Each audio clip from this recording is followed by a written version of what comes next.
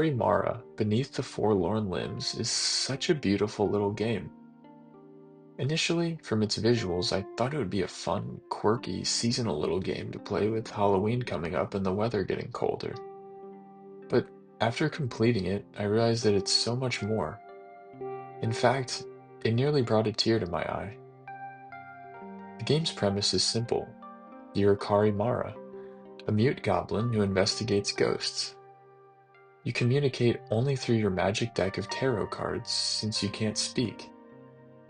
Initially, you start with no cards in your possession, but whenever you encounter an important object, you're given a card for that object. You've been called to a small cottage by an old woman to investigate what she believes is a ghost haunting her cellar.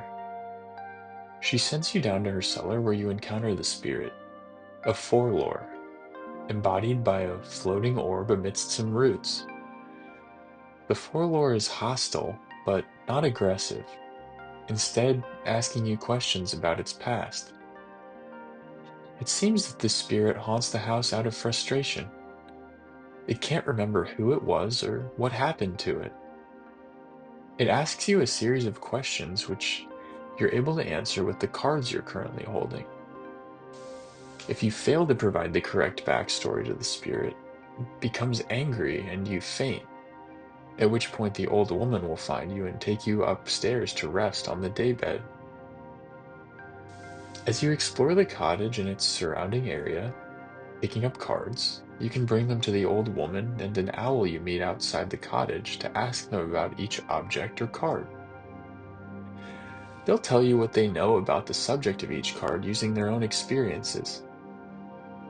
Using the anecdotes they offer, you eventually begin to piece together the mystery of who the spirit is and what happened to them. While simple, the gameplay loop continuously feels fresh as you discover new areas and uncover hidden clues in pretty ingenious ways. It never feels like you're just walking around picking up cards.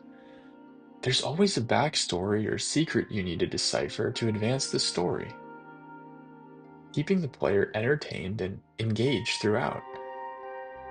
Now, what initially made me want to give this game a try was the aesthetic and atmosphere, and that didn't disappoint. The game is extremely drab, employing a presentation which is both cozy and a bit unsettling. For example, the owl you meet can look friendly in one moment, but then bears a razor-sharp set of little teeth the next minute, causing you to question his intentions. Similarly, the old woman generally looks sweet, but when expressing frustration can appear rather scary. However, in spite of some of the darker imagery, as you stroll through the backyard of the cottage adorned with rose hips under the shimmering moonlight, you're met with a sense of calm and tranquility that warms your heart. The graphical clarity of the game is intentionally lower, and the color palette is mostly a mix of browns and blacks, with some color mixed in for key objects like the flowers. The character models and setting are drawn in fantastical ways that lend themselves perfectly to this art style. The sound design here was also beautiful. Melancholy music fills most settings, with more overpowering or ominous sounds taking over the audio when you're in key areas. When in dialogue with a character, though they speak via text, there are creepy muttering sounds that apparently translate to French, but which, to me, an American, fit perfectly with the game's spooky vibe. Il y a quelques années, elles se sont mises à tomber toutes seules. La plus mauvaise de la boucherie. À la cave au moins, elles peuvent pas tomber plus bas. Where I was extremely pleasantly surprised here was the emotional depth of the backstory. As I mentioned, I picked the game up just off of the visuals I saw in its trailer shots, but I think the best part of the whole game is the underlying story. Without getting into spoilers, I will say that what begins seeming like a simple spirit investigation mystery unfolds into a truly beautiful tale of love and loss, which left me smiling and misty-eyed when I was finally able to remind the long-lost spirit of its past. The story also begins to reveal details which bring the player in emotionally as it progresses, which, in conjunction with the thought-provoking gameplay, instill a sense of purpose and determination to help the old woman discover the truth behind the spirit.